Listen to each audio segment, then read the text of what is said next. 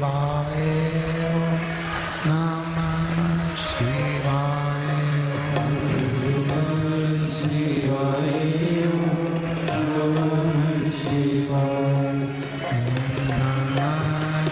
शिवाय नमः शिवाय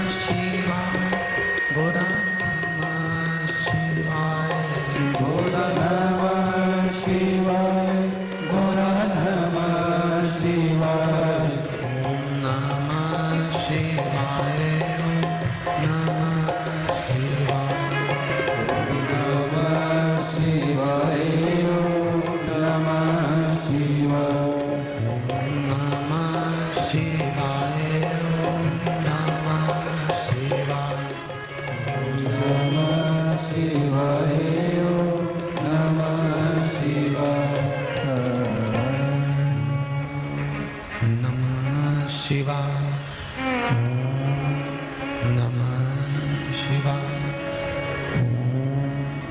नमः शिवाय विश्वनाथ भगवान की, महाकाल राजा की, कुबेरेश्वर महादेव की। हर हर महादेव, हर हर महादेव, हर हर महादेव हर। काशी विश्वनाथ, ओगरदानी, त्रिकालदर्शी, कैलाशी, अविनाशी भगवान शिव, जिनकी पुनीत पावन शिव महापुराण की कथा श्रवण करने का सौभाग्य बाबा देवाधिदेव महादेव की कृपा से, भूत भावन भूतेश्वर भगवान शंकर की कृपा से आप और हम सभी को प्राप्त हुआ है। भगवान शिव, जिनकी करुणा, दया, उदारता, जो श्रावण के इस पावन अवसर पर, श्रावण सोमवार के इस पुनीत पावन अवसर में अपन सब श्रावण महीने के पहले प्रथम सोमवार को बाबा देवाधिदेव महादेव की पावन कथा को श्रवण कर रहे हैं। भाग्यशाली हैं श्री प्रमोद जी दुबे, श्रीमती महिमा जी दुबे इंदौर से, जो बाबा देवाधिदेव महादेव की ये पावन कथा के मुख्य यजमान पद ग्रहण करे हैं। बड़े भाग्यशाली हैं श्रीमती कल्पना श्री राम किशोर जी बोरबन बैतूल से, जो इस पावन शिव महापुराण कथा के मुख्य यजमान का पद ग्रहण करे हैं। माउंट आबू में बैठी हुई सुमित्रा बाई सोलंकी जी, जिनका आत्मीय प्रेम कुबेरेश्वर धाम पर रहा है। ऐसे ये दोनों जजमान इंदौर और बैतूल के बाबा शिव की कृपा से सावन महीने की श्रावण शिव महापुराण की कथा को करवाकर आप और हमको कृतार्थ किया है। एक बार दोनों जजमानों के लिए जोरदार ताली बजाकर स्वागत। जो बाबा देव महादेव के कृपा पात्र हैं, आप सब भी भगवान शिव की कृपा से श्रावण महीने के सोमवार की यह पावन कथा आस्था चैनल पर, फेसबुक, यूट्यूब पर ऑनलाइन श्रवण कर रहे हैं।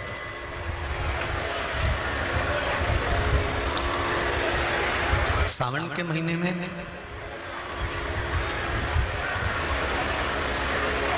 जलवृष्टि भी होती है, कीचड़ भी रहता है, हवा भी चलती है, आंधी भी आती है, कई जगह पर अतिवृष्टि भी हो जाती है। पर शंकर के जो भक्त होते हैं, शिव के जो गण होते हैं, शंकर के जो उपासक होते हैं, वो इसका स्मरण ना करते हुए श्रावण महीने में शिव मंदिर में जाकर 1 लोटा जल, 2 लोटा जल समर्पित अवश्य करते हैं।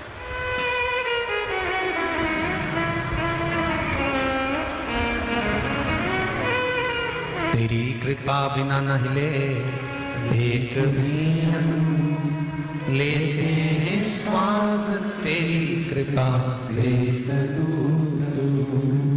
हे गंगाधार मुक्तिदार ओमकार तू, बोले ओमकार तू, आयो शरण तिहार शंभु तार तार तू। हम जो भाव लेकर भगवान का भजन करते हैं, देखो कितनी कितनी दूर से आप लोग यहाँ पधारे हो। कथा तो ऑनलाइन है, इसके बाद भी अगर आप बाबा के धाम पहुंचे हो, 15 मिनट भी अगर आप यहाँ बैठे हो या 20 मिनट भी आप बैठे हो, तो दिल से शिव महापुराण के कथा को श्रवण करना, जिससे जो आशा लेकर आप यहाँ पधारे हो, बाबा देव महादेव आपकी मन की मुराद पूर्ण करके 3 महीने में आपको वापस यहाँ बुलाएंगे। आए हो इतनी दूर से, तो फिर 15 मिनट 20 मिनट जितनी भी कथा सुनो तो उसको दिल से सुनो। शोर करने के लिए या बोलने के लिए तो पूरा समय पड़ा हुआ है। कथा चालू नहीं हुई थी, उसके पहले भी अपन बहुत बोल रहे थे, और कथा विराम होगी उसके बाद फिर बोल लेंगे। पर कथा के मध्य में पानी भी गिरेगा, जलवृष्टि भी होगी, तो 3 शेड बने हुए हैं, गौशाला बनी हुई है, वहां जाकर बैठ जाना, पर मौन चुप रहेगा। अभी रही भक्ति और मुक्ति का केंद्र बिंदु है शिव महापुराण की कथा।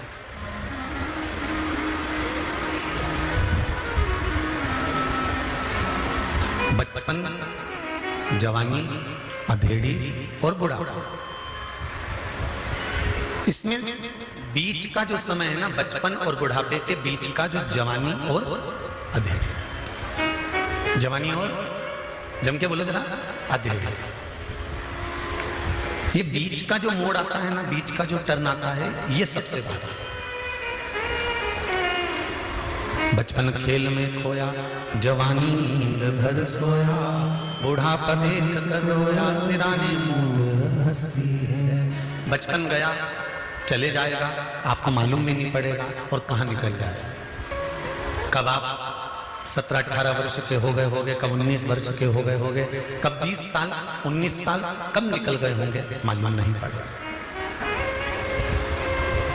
पर बचपन के बाद में जो जवानी आई और जवानी के बाद में जो अधेड़ी आई, ये बीच का जो मोड़ है, बीच का जो टर्न है, ये सबसे भारी है।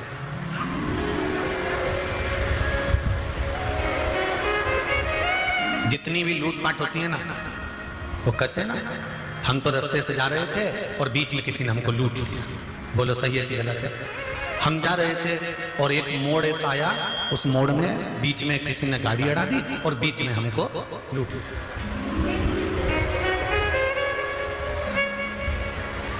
हम तो अच्छे खासे थे, इसने बीच में पांव अड़ाया। हम अच्छे थे, ये बीच में फंस गया। अभी बाकी बात में अगर आप लोग बैठे हो, कोई आकर अगर बीच में बैठ जाएगा तो ये आप कह दोगे हम तो अच्छे बैठे थे, ये बीच में फंस गए।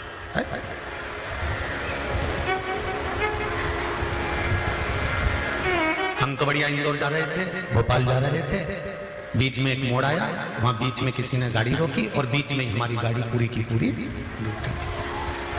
ध्यान देना जरा, ये शब्द जो आता है ना कि बीच में गाड़ी लूटी गई, बीच में हमारे फंस गए, बीच में टांग अड़ा दी, बीच में हिस्सा कर दिया, हमारे बीच में क्यों बोला, ये बीच में जो शब्द है ये कोई ऐसे ही शब्द नहीं है, ये बचपन और बुढ़ापे के बीच के जो दो शब्द हैं, जवानी और अधेड़ी, बस ये जो है बीच में, ये हमारी जिंदगी को संवार भी देता है और ये हमारी जिंदगी को बिगाड़ भी देता है। ये बचपन अगर निकल गया, जवानी आ गई, जवानी अगर परमात्मा के चरणों में निकल गई, भगवत स्मरण में निकल गई, अपने नित्य कार्य में निकल गई, अधेड़ी तुम कमाओ, मना नहीं है। कभी भी इस व्यासपीठ से हमने ये नहीं बोला कि तुम तुम्हारी दुकान छोड़ दो, बोला कभी? इतनी कथा तुम लोगों ने सुनी होगी, कभी नहीं कहा कि दुकान छोड़ दो, कभी नहीं कहा कि तुम तुम्हारा व्यापार बंद कर दो, कभी नहीं कहा। इतनी कथाओं में आज तक भी आपसे ये नहीं कहा गया कि तुम कथा सुनने यहां आओ, बोला क्या? इतनी कथा करी, उसमें एक ही बात कहा कि अपने घर पे बैठ के सुनो और जब तुम्हारा काम हो जाए तब बाबा को धोख लगाने आओ, पर ये नहीं किया कि कथा सुनने आओ। फिर क्यों आई? फिर वो भी तो समझ में आए। और जजमानों से भी पूछ सकते हो कि दोनों बैठे हैं, दुबे जी और बरवन जी, आप इनसे पूछो, रामकिशोर जी से और ये दुबे जी से, कि इनसे क्या कहा था कि तुम आना, तुम्हारी धर्मपत्नी को लाना, तुम्हारे बच्चों को लाना और ज्यादा से ज्यादा 5-6 लोग, बोला कि नहीं बोला? इससे ज्यादा मत लाना। पर इनका जिसके प्रति दिल होगा, इनका जिसके प्रति भाव होगा, इन्होंने धीरे से फोन लगा के कह दिया होगा, काका जी आ जाना, बुआ जी आ जाना। उसी तरह हम तो मना कर देते हैं, पर भोलेनाथ जी पर जिसका दिल होगा तो उसको तो फोन लगा के बोला। हमारे कहने से क्या होगा? लगन तुमसे लगा बैठे जो होगा देखा जाएगा, और तुम्हें अपना बना बैठे जो होगा देखा जाएगा। दिल उससे लगा। अब ये रामकिशोर जी के भी बहुत सारे रिश्तेदार होंगे और दुबे जी के भी बहुत सारे रिश्तेदार होंगे, पर इनने भी फोन उसी को लगाया होगा जिसको कथा में रुचि होगी और जिससे इनका जरा आत्मीय प्रेम ज्यादा होगा। ऐसे तो ढेर, जैसे कोरोना में जो शादी हुई थी ना, तुम्हें मालूम है? तुम्हें ही नहीं बुलाया होगा। कोरोना में जो शादी हुई, उस शादी में 50 लोगों को बुलाना था, और 50 में जो गिनती में थे बिल्कुल VIP ने खास में खास उन्हीं को बुलाया गया। तो उसी तरह देव अधिदेव महादेव यदि आपको उज्जैनी बुला रहा है, काशी बुला रहा है, कुबेरेश्वर धाम बुला रहा है, तो ये उसकी मर्जी है, इसमें किसी की मर्जी नहीं। ये उसका मन, ये उसका स्मरण। तो बीच का जो समय है, बचपन गया जाने दो, जवानी मत बिगड़ने देना, अधेड़ी मत बिगड़ने देना, और बुढ़ापा तो जैसा जाएगा ये अपने को भी नहीं मालूम है महाराज, अपने को।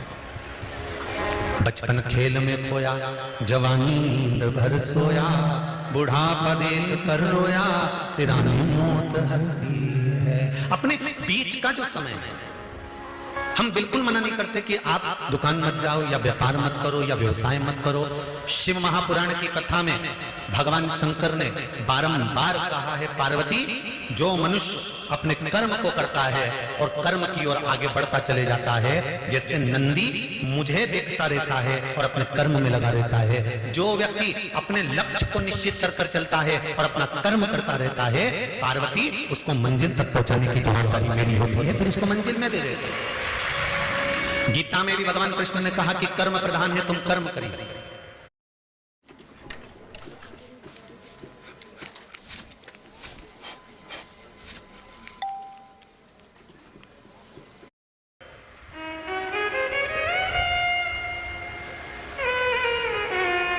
कर्म आपको करना है।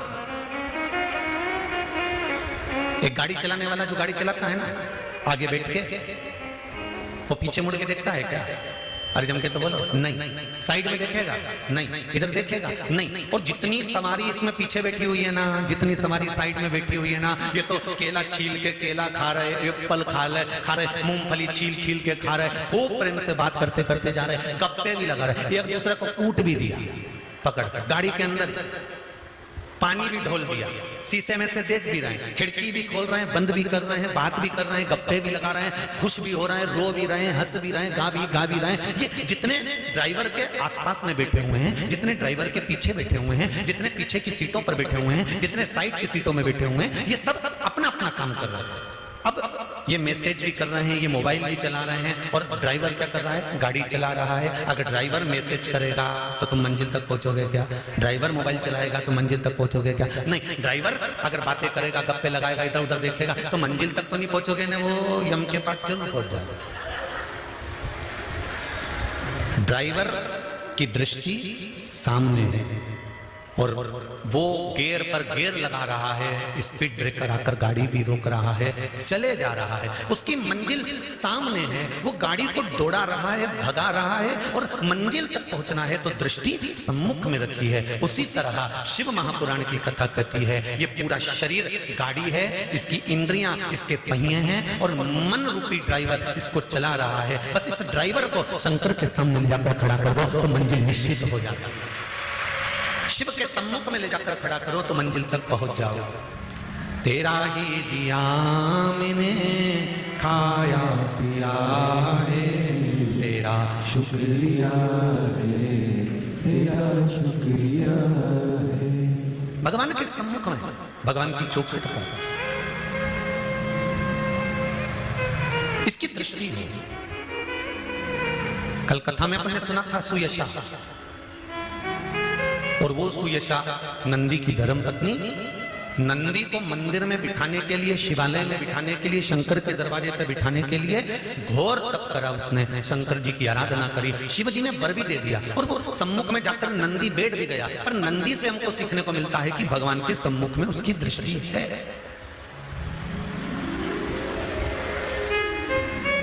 मैंने सारे नजारे देख लिए, एक तेरा नजारा मेरी नाव किनारे लगे ना लगे, मेरी नाव किनारे लगे ना लगे, तेरे दर का किनारा काफी है, तेरे दर का किनारा काफी है। महाराज फिर द्वार मिले ना मिले, पर तेरा जो द्वारा है वो निश्चित है, निश्चित। तेरी चौखट निश्चित है। आज सावन का पहला सोमवार है, शंकर जी के मंदिर गए होगे, शिव जी पे एक लोटा जल कंकर शंकर पे भी तुमने यहां आकर भी चढ़ाया होगा। जाते जाते बाबा से एक बात कहकर जरूर जाना, जैसे सावन के महीने में जल बरसता है और वो जल बीज पर पड़कर अंकुरित होकर फल देता है, उसी तरह सावन के महीने में मैंने भी एक लोटा जल चढ़ाया है। वो भी ऐसा जल हो कि मेरे जीवन में सुख को अंकुरित करे और मेरा जीवन धन्य हो जाए। ऐसी कृपा कर, ऐसी दया करना। हम तेरे धाम में, हम तेरी चौखट पर कथा सुनने के लिए आए, तेरे दरवाजे, तेरी चौखट। तू कृपा करेगा तब सुख मिलेगा। तेरी कृपा बिना न हिले एक भी लेते हैं श्वास, तेरी कृपा से। अगर तेरी उदारता नहीं होती, तेरी कृपा नहीं होती, तेरी करुणा नहीं होती तो संसार का कोई सुख हमको प्राप्त नहीं होता। संसार का कोई सुख हमें नहीं मिलता। महाराज शिव कथा कर रहा, शंकर जी की कथा कर रहा। हाथी का पैर, हाथी का पांव मगर ने पकड़ा और जितने भी लोग पीछे खड़े हैं उनसे निवेदन है, आप लोग 3 शेड में चले जाओ। यहाँ से जितने भी लोग खड़े हुए हैं पानी में गीले नहीं हो, और शेड में जाकर बैठ जाओ, आराम से वहां बैठकर कथा सुनो। हाथी का पांव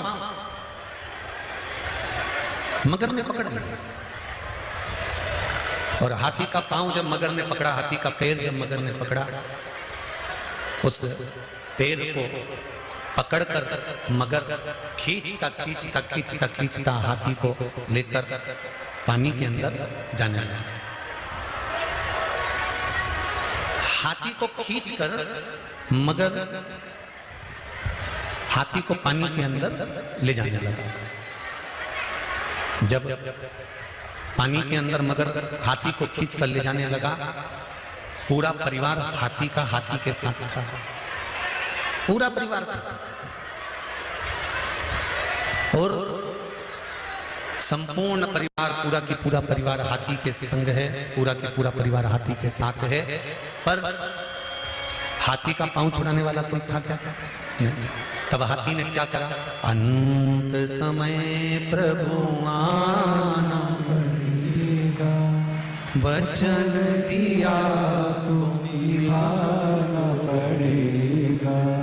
महाराज, जब सारा की सारा परिवार देखता रहा, हाथी खींचकर मगर पानी की ओर लेकर चला गया। उस हाथी को अभिमान बहुत था, उस हाथी को अहंकार बहुत था। और हाथी को अहंकार किस चीज का था? हाथी को अभिमान किस चीज का था?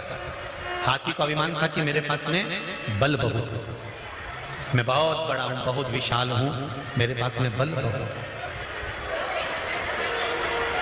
हाथी को अभिमान इस चीज का था कि मेरे पास में बल बड़ा है, मेरे पास में बहुत बल है, मैं बड़ा विद्वान हूं, मेरे पास में बहुत सारा, मेरा शरीर बड़ा विशाल है, बहुत प्रबल है और मुझे कोई हरा नहीं सकता, और मेरा परिवार मेरे साथ में है। यह हाथी का अभिमान था, यह हाथी की अभिमतता थी, यह हाथी का अहंकार था। पर जब हाथी का पांव पकड़ा और हाथी का पांव पकड़कर जब पानी के अंदर गया, जाने के बाद हाथी का पांव पकड़कर पानी में जाने के बाद पानी में हाथी धीरे धीरे धीरे धीरे धीरे धीरे समाने लगा, धीरे धीरे डूबने लगा। तब हाथी का पूरा शरीर पानी के अंदर चले गया। केवल हाथी की सूंड हाथी ने ऊपर कर ली और उससे श्वास ले रहा था, वो भी धीरे धीरे धीरे धीरे पानी में जाता जा रहा था, थोड़ा सा ही बचा था। तब हाथी ने विचार कर लिया कि अब मुझे कुछ ना कुछ करना पड़ेगा, मेरा परिवार मेरा साथ नहीं दे रहा, मेरा कुटुंब मेरा साथ नहीं दे रहा, अब मृत्यु की घड़ी सामने आकर खड़ी हो गई है। तब उस हाथी ने क्या करा? तब परमात्मा को पुकारना प्रारंभ, तब उस भगवान को बुलाया, तब उसको कि भरोसे थारे चाले रे भोले जी मारी नाम, भोले जी मारी नाम, प्रभु जी मारी नाम, भरोसे थारे चाले रे भोले जी मारी नाम, भरोसे थारे चाले रे भोले जी मारी नाम। आओ से दोनों हाथों से भोले जी मारे नाम, शंभो जी मारे नाम, भोले जी मारे नाम, शंभो जी मारे नाम, भरोसे थार चाले प्रभु जी मारे नाम, भरोसे थार चाले भोले जी मारे नाम। जय हो।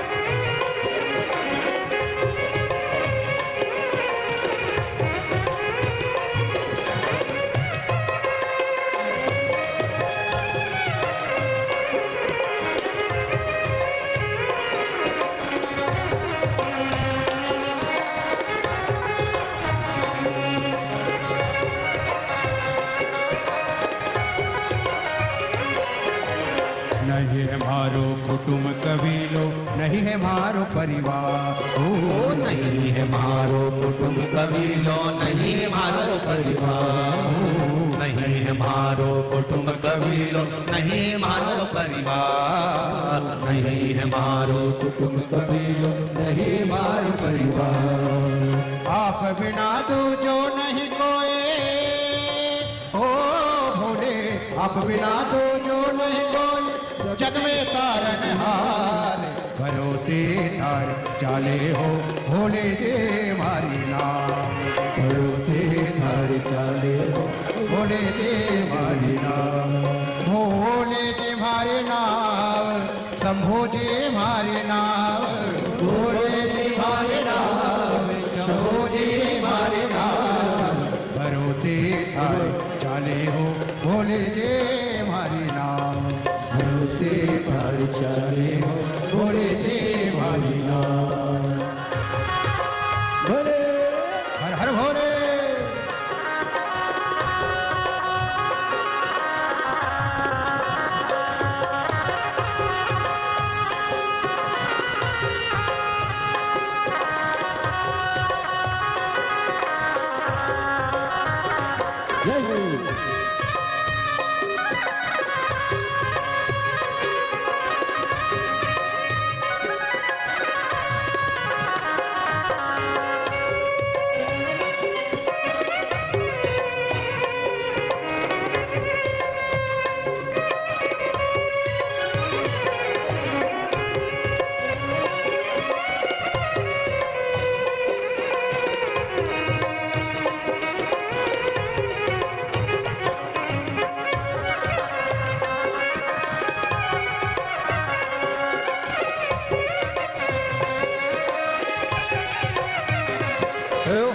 कहे कबीर सुनो भाई साधु, किस में देव तेरा पाहु। कहे कबीर सुनो भाई साधो, किस में देव तेरा पाहु। कहे कबीर सुनो भाई साधु, किस में देव तेरा पाहु। कहे कबीर सुनो भाई साधो, किस में देव तेरा पाहु। रामानंद मिला गुरु कोरा, ओ रामानंद मिला गुरु कोरा, बेड़ा कर दिया पार। भरोसे थारे चाले रे भोले जे मारी नाम। भरोसे थारे चाले रे भोले जे मारी नाम। भोले जी मारे नाम, शंभो जे मारे नाम, भोले जे मारे नाम, शंभो जे मारे नाम। भरोसे थारे चाले रे भोले जे मारी नाम। भरोसे थारे चाले भोले जे मारी नाम। भरोसे थारे चाले रे भोले जी मारी नाम। भरोसे थारे चाले भोले मारी नाम। भरोसे थारे चाले रे भोले जी मारी नाम। भरोसे थारे चाले भोले जे मारी नाम। भरोसे थारे चाले रे भोले जी मारी नाम। भरोसे थारे चाले भोले जे मारी नाम। भगवान शिव की कथा कर रही है कि हम शंकर के भरोसे पर हैं, हम शिव के आश्रित हैं। महाराज श्री शिवा नमस्तु, श्री शिवा नमस्तु, श्री शिवा नमस्तु, श्री शिवा नमस्तु। भोला सब दुख काटो हमारा, ओ भोला सब दुख काटो हमारा। शिव शंकर जपो तेरी माला, भोले बाबा जपो तेरी माला। भोला सब दुख काटो हारा, ओ भोला सब दुख काटो हारा। कहा सुयशा ने जो मांगा था नंदी के लिए, वो सुयशा को मिल गया। देखिए, शिव महापुराण की कथा कहती है, कल कथा में कहा था ध्यान लगाना और प्रार्थना करना, दोनों में एक भारी अंतर है। ध्यान लगाने में भगवान से डोरी बंध रही कि नहीं बंध रही पता नहीं है, पर प्रार्थना करने में दिल की बात हम देवाधिदेव महादेव से कह देते हैं, हृदय की बात। जवानी और अधेड़ी, जवानी में भी और अधेड़ी में भी ये जो मोड़ का समय होता है, बीच की जो घड़ी होती है, बीच का जो समय होता है, इस बीच के समय को हमें संवारना। कहते हैं ना ये बहुत बिगड़ रहा है। बिगड़ने से मतलब क्या है? क्या बचपन में कोई बिगड़ जाता है? बच्चा हाथ में है, गोदी में है, बच्चा बिगड़ेगा? नहीं। अगर मार्ग भटकने का समय होता है ना, तो ये जो टर्निंग पॉइंट जो आता है, ये मोड़ जो आता है, इस मोड़ में व्यक्ति भटक जाता है। और सरल भाषा में समझ लीजिए, आप लोग गाड़ी से आए होंगे तो कहीं कहीं पर लिखा होता है अंधा मोड़। बोलो पढ़ा है कि नहीं पढ़ा? किस किस ने पढ़ा? जरा हाथ उठाओ। पढ़ा है ना सबने? क्या लिखा होता है? अंधा मोड़। देखिए सुपर सीमेंट 50 साल और 200 से ज्यादा BIS अप्रूव्ड क्वालिटी टेस्ट का भरोसा, ये पक्का है। अंधा मोड़ का मतलब है कि जब मोड़ आएगा तब व्यक्ति को दिखाई नहीं देगा। एक मोड़ तो ये आ गया कि मोड़ आए तो सावधानी रखो, मोड़ आए तो धीरे चलाओ। एक मोड़ हमारे यहाँ छोरा छोरी को भी बांधा जाता है। कब? अरे बोलो जम के जरा। शादी में सिर पे मोड़ बांधते कि नहीं बांधते? तो मोड़ क्यों बांधा जाता है? मोड़ बांधने का कारण क्या है?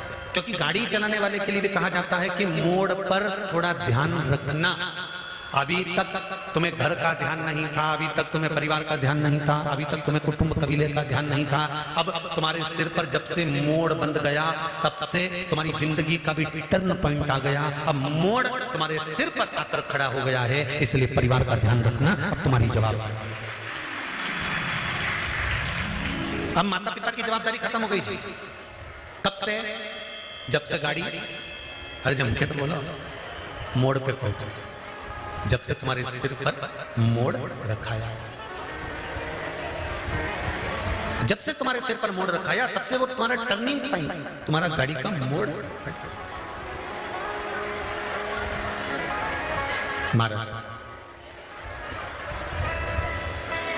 मध्य का समय, बचपन खेल में खोया, जवानी नींद भर सोया, बुढ़ापा देख कर रोया, सिराने मौत हंसती है। ये टर्निंग पॉइंट, ये मोड़। ऊपर निवेदन है, कोई को जाने ना दें, क्योंकि लाइट के कनेक्शन बहुत सारे खुले पड़े हुए, इसका ध्यान रखिए। सबको नीचे उतारो ऊपर से, ऊपर कोई ना बैठे।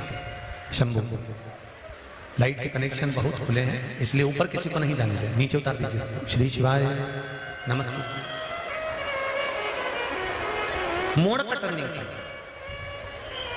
अपनी जिंदगी में, अपने जीवन में, जीवन की प्रत्येक घड़ी के पल पर एक समय ऐसा आता है जिस समय पर हमको मुड़ना होता है, और कहां मुड़ना है यह हमारे ऊपर निश्चित करता है। सुयशा ने भगवान शंकर से प्रार्थना करी, शिवजी से निवेदन करा, और सुयशा ने शंकर भगवान से प्रार्थना करी, निवेदन करा, तो फल यह हुआ कि भगवान शंकर के शिवालय में, शंकर भगवान के सम्मुख में नंदीश्वर जाकर विराजमान। देखिए,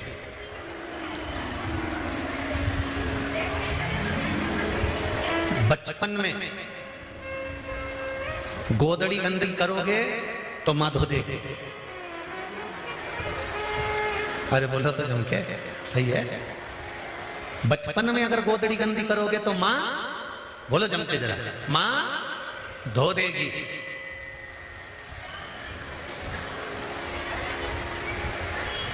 पर जवानी में, अधेड़ी में अगर ये गोदड़ी गंदी करोगे तो इसको कोई दूसरा नहीं धोएगा, धोना तुमको ही पड़ेगा, और वो कर्म के भोग भोग कर धोना।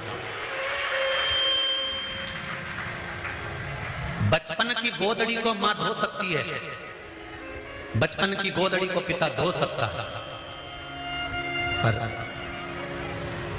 एक बात और सरलता में समझिएगा, अनायास अचानक तुम्हें ज्ञान नहीं था, अज्ञानी थे, और अज्ञानी होने के बाद में अगर आपने कोई कर्म कर दिया, बेकार काम कर दिया, तो वो अज्ञानता में करा, उसका कोई दोष तुमको नहीं लगेगा। पर मालूम पड़ने के बाद अगर आप कुछ गलत कर्म करते हो तो उसका तो दोष लगेगा ना, उसका तो दोष मान्य होगा। सारी दुनिया को मालूम है कि जन्म हुआ है तो मरना निश्चित है। सारी दुनिया को मालूम है कि बचपन आया है तो जवानी भी आएगी, और जवानी आया है तो बुढ़ापा भी आएगा, अधेड़ी भी आएगी, ये निश्चित है, इसको कोई टाल नहीं सकता।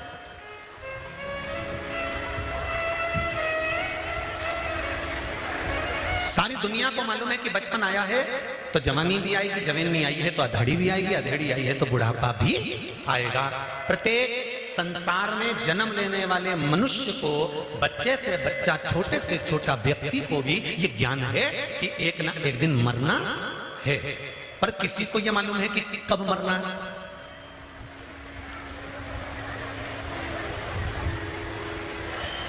किसी को यह अंदाजा है कि कब प्राण छोड़ना है।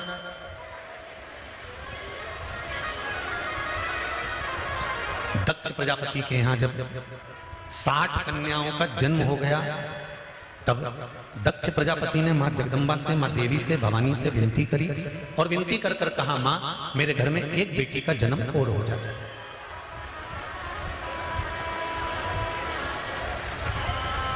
मेरे घर में एक बेटी और जन्म ले।